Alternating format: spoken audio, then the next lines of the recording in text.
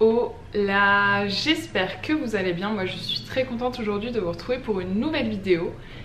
Et aujourd'hui on va parler un petit peu soirée, fête, etc.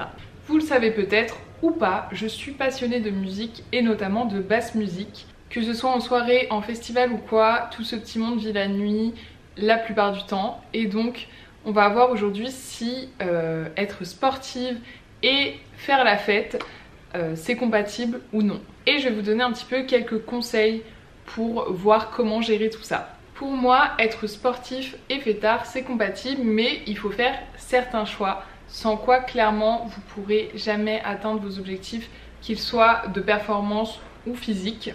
À savoir cependant que si vous avez des objectifs très précis, par exemple prenons un objectif très particulier qui concerne, je pense, très peu d'entre vous, voire personne, mais imaginons que vous avez en visu une compétition de bodybuilding, je ne vous recommande pas et votre coach ne vous recommandera sûrement pas de continuer à faire la fête et à sortir avant votre compétition. Mais pour des objectifs qui sont, disons, lifestyle, oui, c'est possible de continuer à sortir et je vais vous dire un petit peu comment je gère. Et on va commencer directement avec le sujet qui fâche, l'alcool. Bien souvent, qui dit fête dit alcool et c'est un secret pour personne, il ne faut pas en abuser. Donc je vous conseille évidemment de limiter votre consommation, que ce soit en fréquence et en quantité. Personnellement, si vous me suivez, vous le savez peut-être, j'ai réduit plus ma consommation d'alcool. J'en consomme quasi plus. Je vais pas dire zéro parce que c'est faux, ça m'est arrivé dernièrement d'en boire. Mais ça n'a rien à voir avec la consommation que j'ai pu avoir dans le passé. Je vous avais fait une vidéo sur le sujet il y a quelques mois et je vous invite à aller la voir si jamais ça vous intéresse. Je vous explique moi pourquoi j'ai réduit plus ma consommation, ce qui m'a poussé à le faire et un petit peu le cheminement derrière ça. Je pense que c'est très important d'en parler et de prendre du recul sur sa consommation et d'arrêter d'en consommer de façon systématique en fait, parce que c'est vraiment une histoire d'habitude et en fait on se dit bon bah je sors, je vais boire, mais non, c'est pas forcément le cas. Donc écoutez, si vous sortez de temps en temps, faites ce que vous voulez, mais si vous sortez par exemple tous les week-ends, bah, je vous recommande de ne pas consommer de l'alcool à chaque sortie, puisque clairement là ça va être néfaste pour vous. Alors moi, qu'est-ce que je bois en soirée? Déjà, j'ai une sale habitude qui est le petit Monster sans sucre. J'avoue, je tourne pas mal à la caféine avant les soirées, puisque moi de base je suis une couche tôt, donc voilà, j'ai besoin de mes petits cafés ou de mes petits Monsters avant d'aller en soirée. On est tous d'accord pour dire que c'est pas la meilleure chose qui puisse exister, mais je préfère clairement boire un ou deux Monsters plutôt que de consommer de l'alcool. Et sinon, pendant la soirée, je bois de l'eau.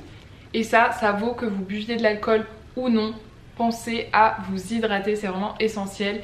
D'autant plus si vous buvez de l'alcool qui va vous déshydrater encore plus. Mais dans tous les cas, pensez à boire de l'eau. Vous allez marcher beaucoup, vous allez danser, vous allez vous dépenser. Buvez de l'eau.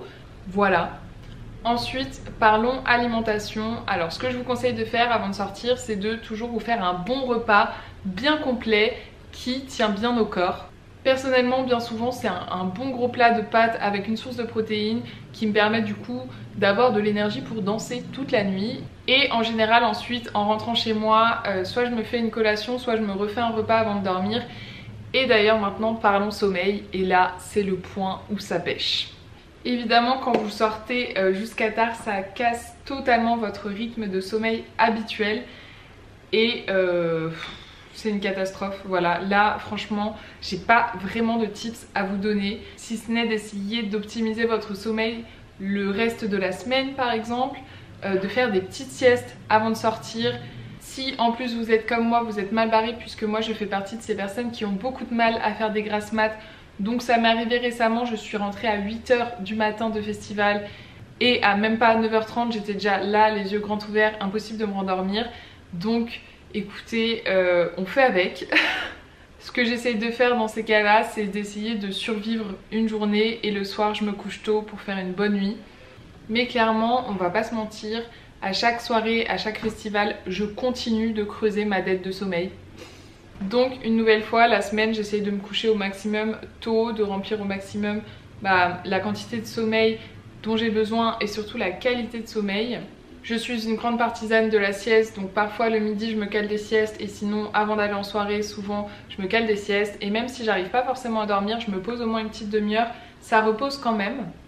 N'hésitez pas à me dire vous si vous avez des petits tips pour le sommeil, mais c'est vrai que là c'est un peu l'aspect où ça pêche. En plus comme je vous disais, moi je suis du style à manquer je ne sais combien de milligrammes de caféine avant d'aller en soirée ou pendant la soirée, donc je pense que ça ne m'aide pas sur ce point là, mais écoutez, peut-être qu'un jour je trouverai un moyen de dormir. Mais quand même pour terminer cette vidéo j'aimerais avoir un petit mot pour vous dire de vous faire plaisir.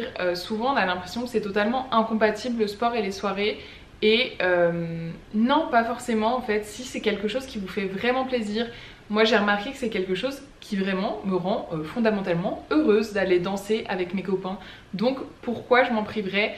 Faut juste trouver la façon de le faire, peut-être le faire moins souvent ou peut-être le faire différemment en consommant moins d'alcool. Bref, voilà, il y a des choses qu'on peut adapter, mais non, c'est pas parce que là vous vous mettez au sport et que vous avez certains objectifs qu'il va falloir forcément tout couper. Si ça vous rend heureux, continuez de sortir, faites la fête, profitez. Et n'oubliez pas que quand vous serez vieux, vous vous rappellerez sûrement de ces instants de fête et sûrement pas du six-pack que vous aurez durant cet été. Donc voilà, écoutez, ma philosophie, profitons de la vie dans une certaine mesure, avec certaines limites peut-être, mais ne vous privez pas si c'est quelque chose que vous aimez faire, allez faire la fête. Et moi je vous remercie d'avoir écouté cette vidéo, j'espère qu'elle vous aura plu. Si vous avez des petits conseils vous sur la façon dont vous gérez, n'hésitez pas à les partager en commentaire. Et sinon moi je vous invite à vous abonner, à liker cette vidéo. Et puis moi je vous dis à mercredi.